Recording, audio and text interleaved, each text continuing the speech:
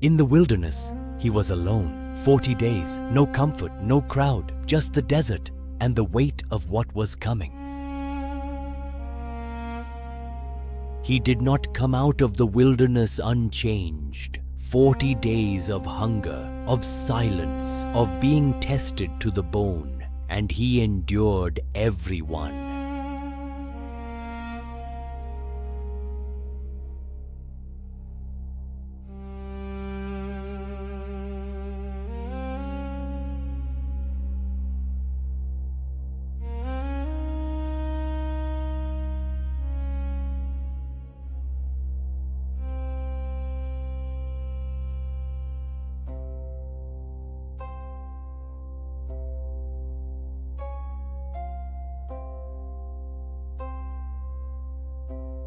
Then he walked out of the wilderness and straight into a celebration, a wedding, torches burning, wine flowing, and he was there.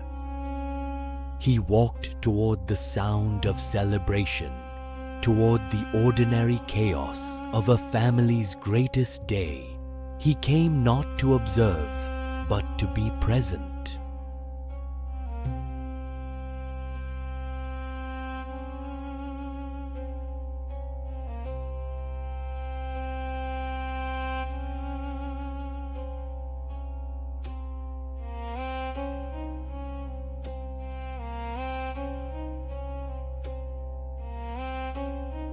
Then the wine ran out, 6 stone jars, empty.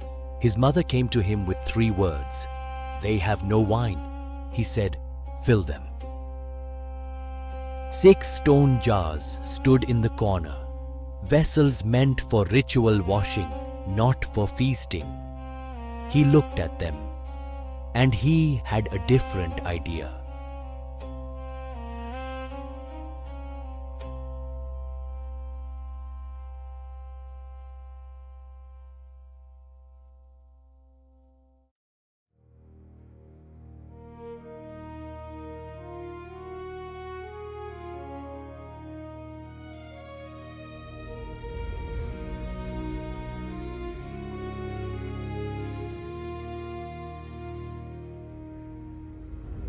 Water went in, wine came out, the best wine anyone had ever tasted.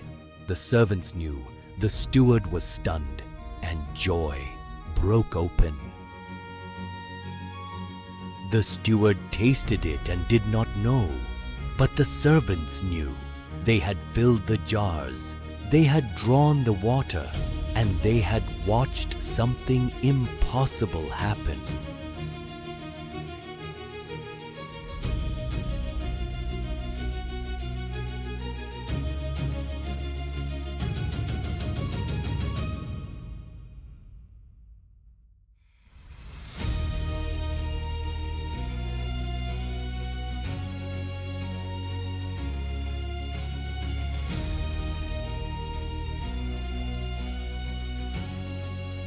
People wonder why he chose a wedding for his first miracle.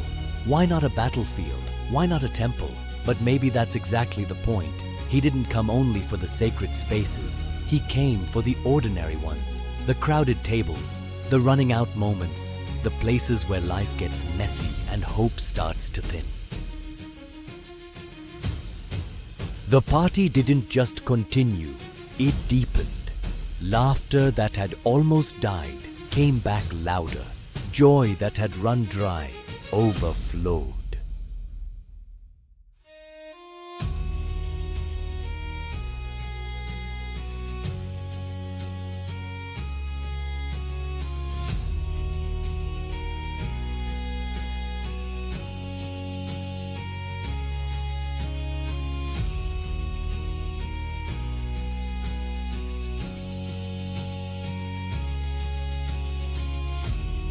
That is often how he works, not with fanfare, not with announcement, but in the unseen places, in the hollow spaces of your life that you thought were too ordinary, too broken, too far gone for anything beautiful to happen.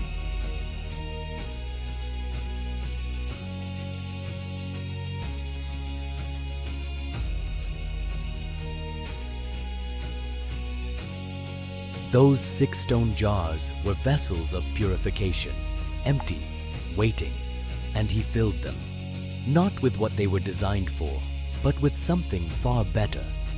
That is what he does with empty things, with empty people. He doesn't discard them, he transforms them.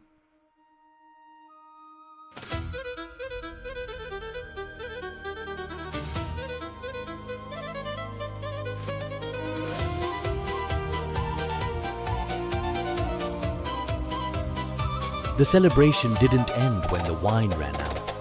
It began again, deeper, richer, more alive than before. That is the signature of his presence. He doesn't just restore what was lost, he exceeds it. He outdoes it. He turns the ordinary into the unforgettable.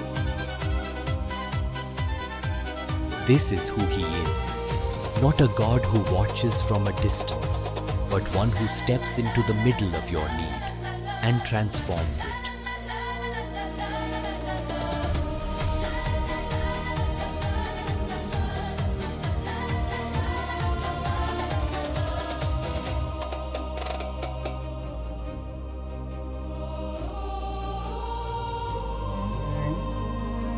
Whatever has run dry in your life, whatever jar sits hollow and waiting, bring it to him.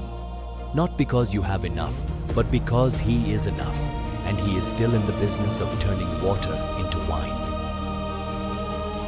The first miracle was quiet, no announcement, no crowd watching, just water becoming wine, just grace arriving right on time.